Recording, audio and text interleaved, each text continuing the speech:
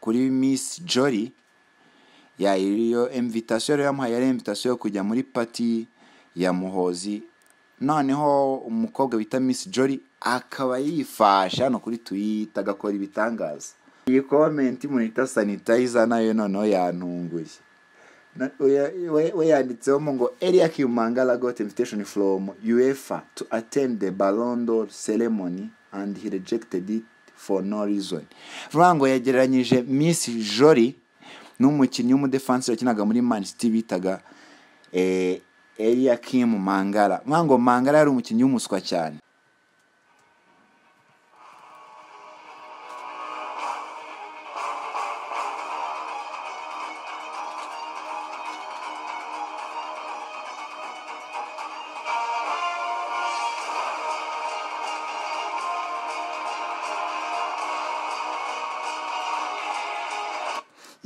Murakaza neza ku Isumo TV nkuko bisanzwe rero na amakuru ashyushye atandukanye, breaking news. Icyo usabwa we ni gukora subscribe, share, like na comment kugira ngo dukomeze tubane mu biganiro byacu bitandukanye.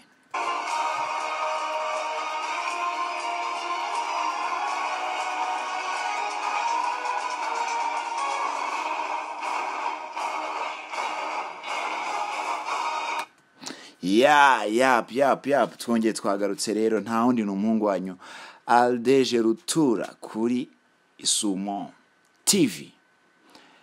Nkuko mubizi rero, amakuru yo ni ikintu dufite ahangaha ku bwinshi.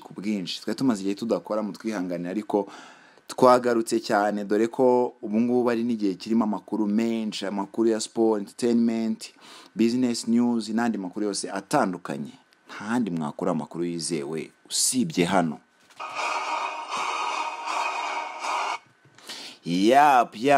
Uyu munsi rero nta kandi kari kuvugwa. Inkuru ihari ni inkuru y'umukobwa bita Mutesi Jolly. Mbazanga iyo nkuru ya Mutesi Jolly ni iyihe?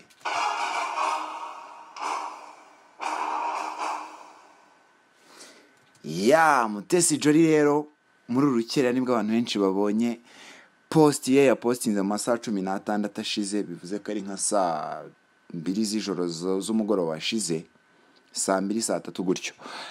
Niho umukobwa bita Mutesi Jolly yasubije kuri Twitter umuntu bita General Muhoozi. Muhoozi, reka ndebe neza irindi zina rye, bamwita General Muhoozi Areruye cyangwa se Areruye. Ni umuhungu wa Perezida wa Uganda. General Muhoozi Areruye cyangwa se Areruye ni umuhungu wa Perezida w'igihugu cya Uganda Yoweri Kaguta Museveni.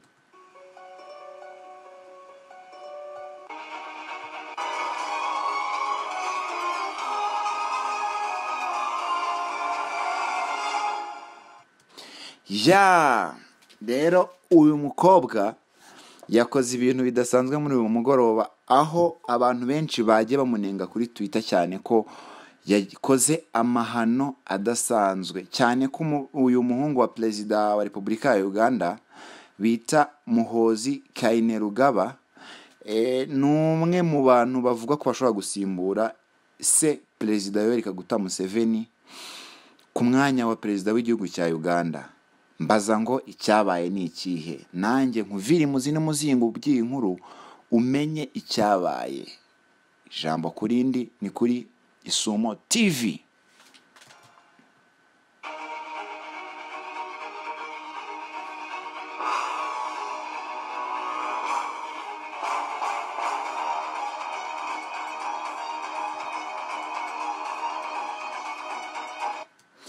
Amakuru rero tubyutse tubona kuri Twitter twese ni amakuru atangaje ku mukobwa bita Mutesi Jolly, aho abantu bamuhaye urwamenyo cyane, abandi bakamushima, ariko ni akantu kadasanzwe kubona umuturage usanzwe w'igihugu abwira General full general, nango ni Lieutenant General w'igihugu cya Uganda, amubwira nyine aho General Muhoozi yatanze invitation kuri Miss Jolly. iyo invitation rero yamuhaye ari invitation yo kujya muri party ya Muhoozi, noneho umukobwa bita Miss Jolly akaba yifasha no kuri Twitter agakora ibitangaza.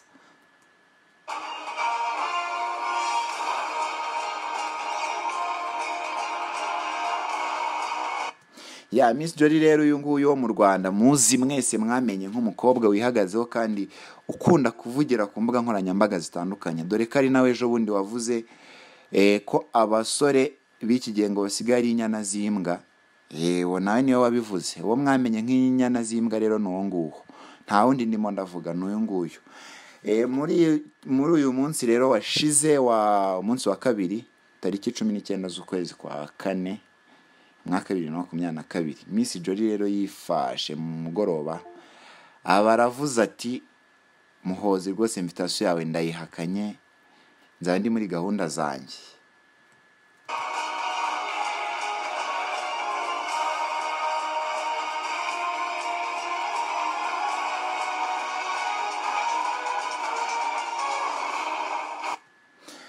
Uyu mwari rero ya postinze post igira iti iri mu rurimi rw'icyongereza ariko biroroshye ko nayibasomera.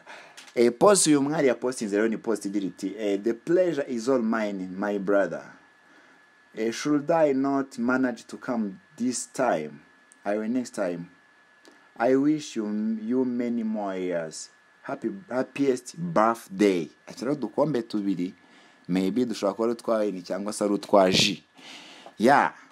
Iyi post rero abantu ntago bagiye bayivugaho rumwe cyane ko Muhoozi General Muhoozi yari yamubwiye muri post igira iti Jolly Mutesi, former Miss Rwanda, my old friend, will be there at my birthday party.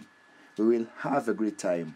Wango yari yamutumiye yifuza ko yaza mu birori bye by'isabukuru y'amavuko kugira ngo nyine isabukuru ikomeze kuryoha nk'umuntu bamaze igihe baziranye. Urumva Miss Jolly amwita my brother, Muhoozi akavuga ko ari old friend cyangwa se friend cyangwa se inshuti bamenyanye kuva mu minsi yabanje. So ahantu rero byagiye bitungura abantu benshi, bagiye bashyiraho comments zigiye zitandukanye. Abagande bashyizeho comment, urabizi abagande ntibajya biburira, ariko hano hari uwansekeje yitwa Rudasumbwa rwose yansekeje kabisa. We yanditse ngo yasandika ngo Jolly akoze iki? Irata birasanzwe, ntago bigomba kwica gahunda zawe ngo nuko watumiwe nazaba generali. My goodness, ibintu birakomeye cyane kabisa ku buryo abantu benshi bari kubyumva bikabatungura cyane.